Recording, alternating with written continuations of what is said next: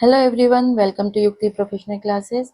इस वीडियो में हम UGC net paper 1 unit 2 research aptitude के बारे में देख रहे हैं। अगर आपने मेरे चैनल को सब्सक्राइब नहीं किया है तो मेरे चैनल को सब्सक्राइब शेयर लाइक ज़रूर करिएगा। चलिए अब हम स्टार्ट करते हैं। लास्ट वीडियो में हमने देखा था कि सैम्पलिंग क्या होता है। सैम्पलिंग क्या होता है? जो एक जनसंख्या, बड़ी जनसंख्या का प्रतिनिधित्व करने के लिए एक ग्रुप होता है, एक छोटा ग्रुप होता है जो कि पूरी जनसंख्या का प्रतिनिधित्व करता है। हम पूरी जनसंख्या के बारे में सर्वे नहीं कर सकते हैं, है ना, तो क्या करते हैं कि एक ग्रुप ले लेते हैं जो भी हमारे स्टैंडर्ड है, जो भी हम जिस वर्क एरिया का वर्क कर रहे हैं उस हिसाब से उस ग्रुप को हम का चयन कर लेते हैं और वो छोटा सा ग्रुप पूरे जनसंख्या का प्रतिनिधित्व रिप्रेजेंटेटिव होता है ना, और उसके अकॉर्डिंग हम फिर हमारा रिसर्च करते हैं। ठीक है, तो अब हम देखते हैं टाइप्स ऑफ सैम्पलिंग। प्रतिदर्श या न्यायदर्श के प्रकार क्या है? तो सैम्पलिंग को जनरली दो भागों में बांटा गया है ना, संभाविता प्रतिदर्श और असंभाविता प्रतिदर्श। ठीक है, तो सबसे पहला जो संभाविता प्रतिदर्श, प्रोबेबिलिटी, जिसमें प्रोबेबिलिटी समान होती है। तो जहाँ पे जनसंख्या, ऐसी जो प्रोजेक्ट है या ऐसी परियोजना है जिसमें जनसंख्या के जो सदस्य है वो प्रतिदर्श में सम्मिलित किए जाने की संभावना ज्ञात होती है ना, तो यहाँ पे क्या होगा कि जो जनसंख्या के प्रत्येक सदस्य को चुने जाने की समान संभावना होती है। मतलब सबको शामिल कर रहे हैं और उसमें से फिर हम रैंडमली किसी को चूज कर रहे हैं या लॉटरी, जैसे कुछ भी मेथड से ऐसा है कि सबकी समान है, कोई भी आ सकता है, उसमें से चुना जा सकता है। हम पर्टिकुलर कोई ग्रुप को नहीं ले रहे हैं, यहाँ पे हम सभी को साथ में रख रहे हैं और उसमें से फिर किसी ऐसी मेथड से जिसमें कि किसी को चुना जा सके, मतलब रैंडमली चुन लिया हमने, है ना। तो यहाँ पे क्या है, एक समान संभावना होती है चुने जाने की। ठीक है, तो यहाँ सीधा सा संभाविता प्रतिदर्श जो है वो सदस्यों को चुने जाने की समान संभावना होती है। अब ये तीन प्रकार के होते हैं। सबसे पहला है साधारण यादृच्छिक प्रतिदर्श, मतलब सिंपल रैंडम सैंपलिंग। तो इसमें जनसंख्या के प्रत्येक सदस्य के प्रतिदर्श में सम्मिलित किए जाने की संभावना बराबर होती है तथा किसी एक सदस्य का चयन दूसरे सदस्य के चयन को बाधित या प्रभावित नहीं करता है। मतलब एक को चयन किया है हमने, एक को सिलेक्ट किया है, तो इससे दूसरे पर इफेक्ट नहीं होगा। इस विधि की इकाइयों का चयन कुछ यांत्रिक या सहयोगी क्रिया द्वारा किया जाता है। तो सीधा सा यहाँ पे एक एग्जांपल लेते हैं। जैसे मान लीजिए अगर 100 स्टूडेंट्स हैं, उनकी लिस्ट है, अब उसमें से हमें किसी 10 को का ही सिलेक्शन करना है ना, तो उन 100, ये हमारे पास पूरे 100 जो 100 स्टूडेंट्स की जो लिस्ट है, तो ये क्या हुआ, यहाँ पे समान संभावना है, इनमें से किसी को भी हम चुन सकते हैं। हमको केवल 10 लेना है ना, तो किसी को भी ले सकते हैं। तो हम किस तरीके से चुन सकते हैं? या तो लॉटरी मेथड ले ली हमने, या फिर रैंडम नंबर टेबल मेथड से हमने किसी को भी रैंडमली ले लिया। तो ऐसा इन सब का उपयोग करके हम क्या कर रहे हैं कि जो प्रत्येक छात्र की चुने जाने की संभावना यहाँ पर होती है। ठीक है, तो ये साधारण जो है सिंपल रैंडम सैंपलिंग कहलाता है। दूसरा है,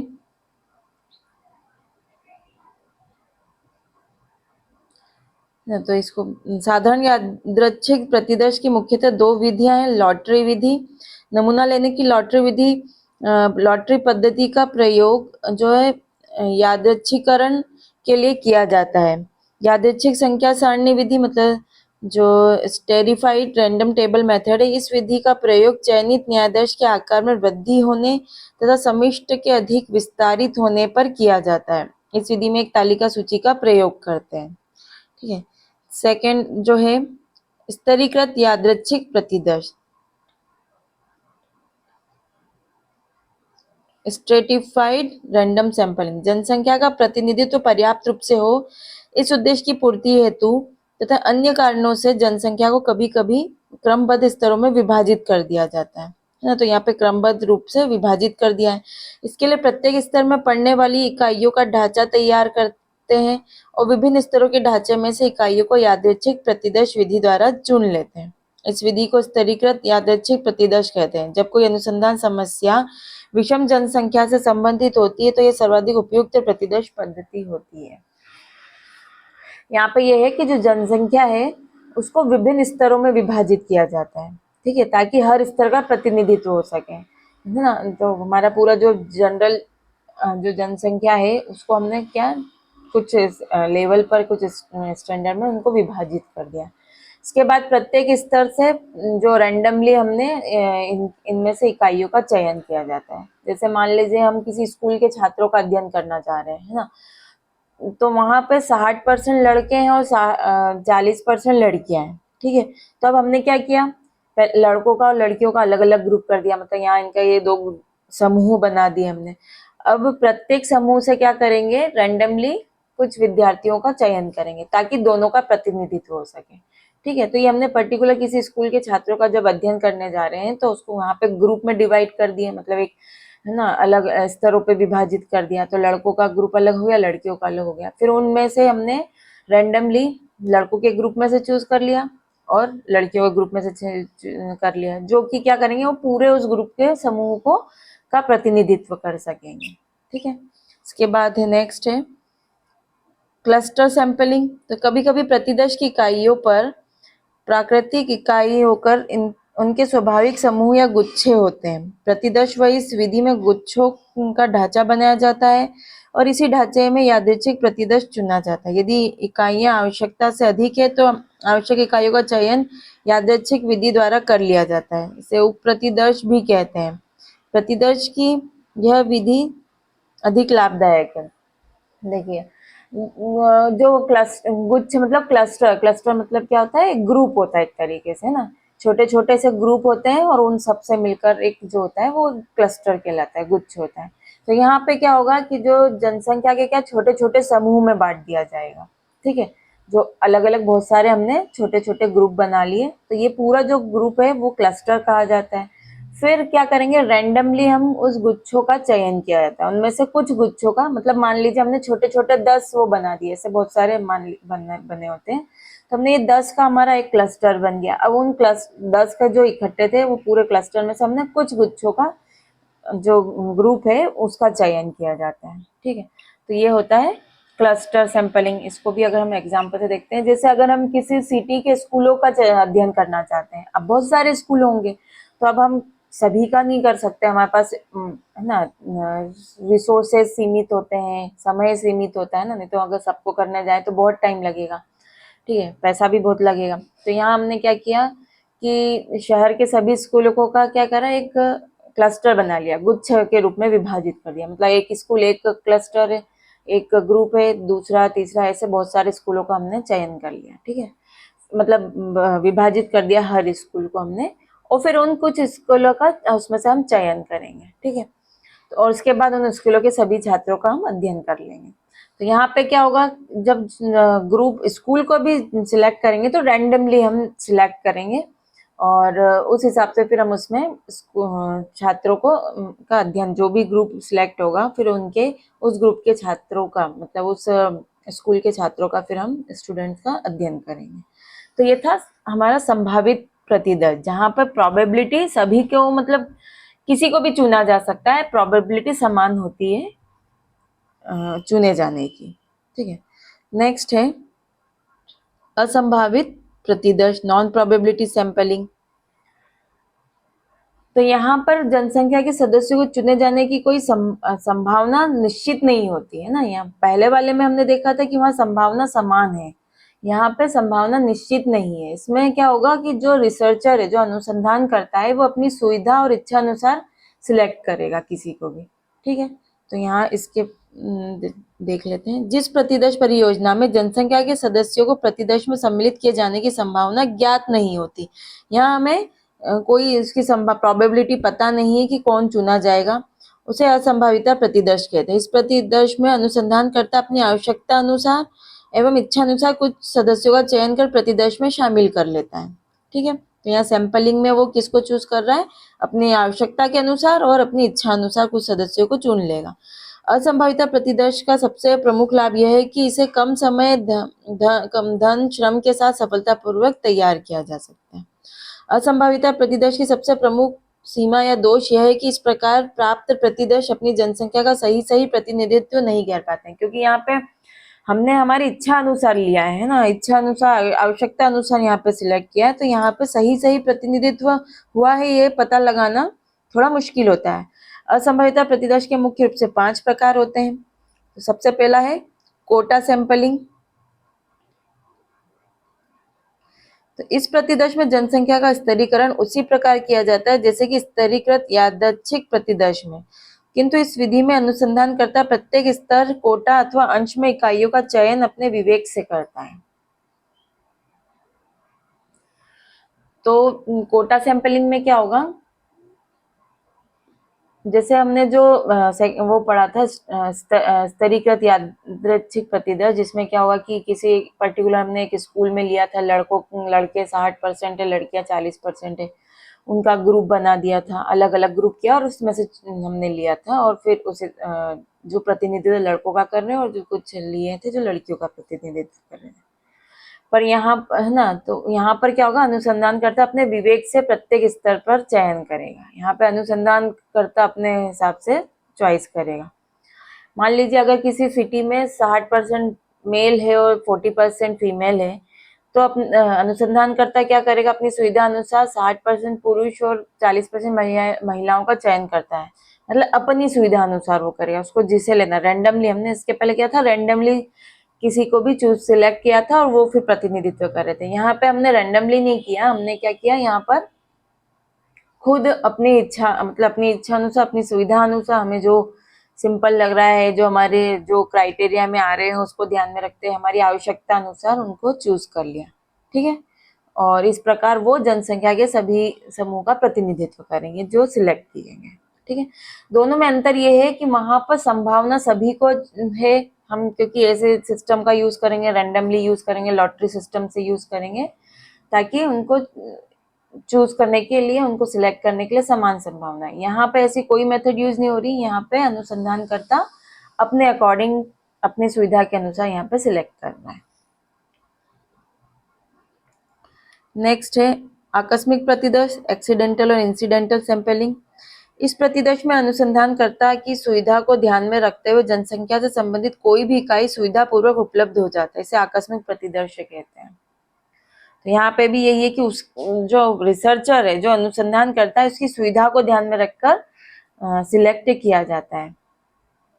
मतलब यहाँ पे सीधी सी बात है, जो रिसर्चर जो होता है वो उन व्यक्तियों का चयन करेगा जो आसानी से उपलब्ध हो जाए, और सबसे सरल विधि है ये। ठीक है, जो आसानी से उसको मिल जाए। जैसे मान लीजिए क्या करेगा रिसर्चर, सड़क पर खड़े लोगों से उनकी राय लेता है, ताकि ये आकस्मिक, ये मतलब एक आकस्मिक प्रतिदर्श होगा, क्योंकि वह उन लोगों से बात कर रहा है जो आसानी से उपलब्ध हो। ठीक है, क्योंकि हम जब कोई ग्रुप ऐसा बना लेते हैं, डिसाइड कर लेते कि हमको इस एरिया है, तो वहां पे हमको वहां तक, सब तक पहुंच पाना, सबके पास जाना, सबसे डाटा कलेक्ट करना, ये करना पड़ता है। लेकिन यहाँ एक्सीडेंटल में क्या है, जो सामने दिख गया हमको, उससे हमने राय ले ली। तो ये सबसे सरल विधि है कि यहाँ ज्यादा एफर्ट्स नहीं लगाना है, हमको किसी के पास स्पेशल उस ग्रुप तक पहुंचने की जरूरत नहीं है। ठीक है, तो यहाँ सीधा से यही बताया कि एग्जाम्पल यही है कि अगर मान लीजिए हमने किसी मॉल में, जो जितने भी मिल रहे हैं हमें, मॉल में जाके हमने सर्वे किया, वहां के लोगों से हमने राय ले ली। ठीक है, जो मिल जाए हमको सामने उससे ले लिया, तो ये आकस्मिक हो जाएगा। फिर है उद्देश्यपूर्ण प्रतिदर्श। इस प्रतिदर्श में अनुसंधान करता जनसंख्या की उस समूह की इकाइयों का चयन करता है जिसे वह पूर्व ज्ञान के आधार पर उस जनसंख्या का प्रतिनिधि समझता हो। मतलब यहाँ पर उन व्यक्तियों का चयन करेगा अनुसंधान करता है जिसे वो क्या महत्वपूर्ण, इंपॉर्टेंट समझ रहा है, ये कि ये प्रतिनिधि है इस ग्रुप के लिए, तो उनको ऑलरेडी वो जानता है कि ये है ही प्रतिनिधि, ये महत्वपूर्ण व्यक्ति है, इन्हीं को लेना चाहिए, तो वहां पे उन्हीं को उन्होंने लिया है। जैसे रिसर्चर क्या कर रहा है, उन्हीं टीचर्स का अध्ययन करना चाहता है जिनके पास 10 साल से अधिक का अनुभव है। ठीक है, तो यहाँ उसने क्राइटेरिया ये फिक्स कर लिया कि 10 साल का अनुभव है या उससे ज्यादा का, उन्हीं को लेगा। तो वो उन्हीं शिक्षकों का चयन करेगा जो 10 साल तक का उनको अनुभव है। भले ही अन्य शिक्षक भी उपलब्ध होंगे, लेकिन यहाँ पे उसने एक पर्पसिव सैंपलिंग, उसने एक उद्देश्य बना लिया है कि, और हम उस उद्देश्य के हिसाब से ही उसने क्राइटेरिया बनाया है और उसके अकॉर्डिंग ही उन्हें सिलेक्ट कर रहा है। भले ही अगर सिर्फ टीचर्स का अध्ययन होता तो वहां उस हिसाब से ग्रुप होता है ना, लेकिन यहाँ उन्होंने क्या बनाया कि जो अनुभवी है, 10 साल तक का काम किया, उन्हीं से हम राय लेंगे, है ना। तो यहाँ पे एक उन्होंने एक क्राइटेरिया बना दिया रिसर्चर ने कि हम इसी ग्रुप से राय लेंगे। नेक्स्ट है क्रमबद्ध प्रतिदर्श। सिस्टमेटिक सैंपलिंग, ब्लैक तथा चैंपियन के अनुसार एक ऐसी प्रतिदर्श परियोजना जिसमें यादृच्छिकरण के गुण हो, मतलब रैंडमनेस हो, मतलब किसी को भी चूज किया जा सकता है ना, रैंडमली किसी को भी उठा लिया। तो साथ ही साथ असंभाविताशील गुण भी उसमें उपस्थित हो, से क्रमबद्ध प्रतिदर्श का परियोजना कहा जाता है। क्रमबद्ध प्रतिदर्श व्यक्तियों की पूर्व निर्धारित सूची से प्रत्येक व्यक्ति का चयन करते हुए उनका एक समूह तैयार करने की प्रक्रिया को कहा जाता है। सीमित जनसंख्या के लिए यह प्रतिदर्श तकनीकी अपनाई जाती है। उदाहरण के लिए बोला है, माना यदि किसी फैक्ट्री में कार्यरत 1000 कर्मचारियों का कोई सर्वेक्षण करना है तो इन कर्मचारियों की एक सूची प्राप्त कर ली जाएगी। इसमें कोई भी कर्मचारी सूची क्रम में 7वें स्थान पर है तो प्रतिदर्श में इसका चयन करने के बाद हर 5वां या 10वां व्यक्ति सम्मिलित कर वांछित प्रतिदर्श प्राप्त कर लिया जाएगा।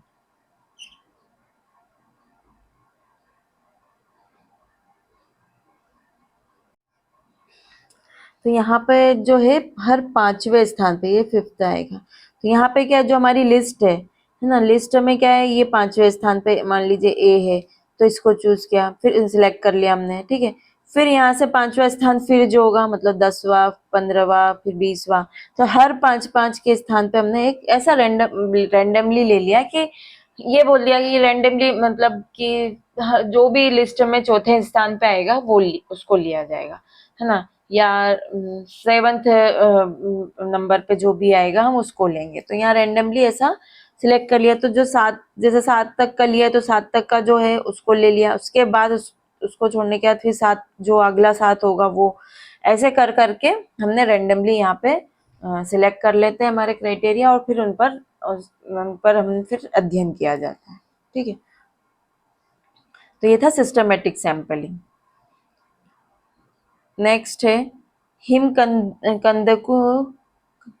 हिमकंदुक प्रतिदर्श। तो यहाँ इसका जो है प्रयोग अनुसंधान करता है उस परिस्थिति में करता है जब वह व्यक्तियों के बीच अनौपचारिक सामाजिक संबंधों का अध्ययन करना चाहता है। हिमकंदुक प्रतिदर्श का स्वरूप समाजितीय पर आधारित होता है। इसमें प्रत्येक व्यक्ति को यह बताना अनिवार्य होता है कि वह संबंधित जानकारी सूचना को कहाँ से प्राप्त करता है। इससे अनुसंधानकर्ता को एक परस्पर अंतःक्रिया का पैटर्न पता चलता है। मतलब ये जो हिमकंदुक प्रतिदर्श है, स्नोबॉल सैंपलिंग, तो ये तब उपयोग होता है जब शोधकर्ता क्या कर रहा है, अनौपचारिक सामाजिक संबंध जो है उनका अध्ययन करना चाहता है ना। और ये इसमें वे एक व्यक्ति से जानकारी प्राप्त करके वह व्यक्ति अन्य लोगों के बारे में जानकारी देता है। जैसे मान लीजिए अगर रिसर्च करता है जो कोई विशेष समूह के लोगों का अध्ययन करना चाहता है तो वो एक व्यक्ति से बात करेगा, फिर उस व्यक्ति के माध्यम से अन्य संबंधित लोगों तक वो पहुंचेगा, ठीक है। तो ये स्नोबॉल सैंपलिंग कहलाता है।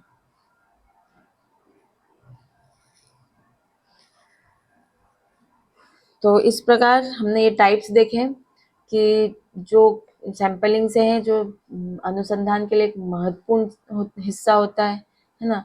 शोधकर्ता क्या करेगा, इसमें छोटी सी जनसंख्या का अध्ययन करेगा और पूरे समूह के बारे में निष्कर्ष निकालेगा। इसको 2 प्रकार में डिवाइड किया है, संभावित प्रतिदर्श और संभाविता प्रतिदर्श। तो संभाविता प्रतिदर्श में विधियां जो है अधिक वैज्ञानिक और विश्वसनीय होती है, जबकि असंभाविता प्रतिदर्श क्या होगा, विधियां कम समय, धन और संसाधनों के साथ अधिक सुविधाजनक होती है, लेकिन इसकी सटीकता क्या होती है, कम होती है, ठीक है। तो ये थे टाइप्स। चलिए आज के लिए इतना ही, मिलते हैं हम नेक्स्ट वीडियो में। Thank you.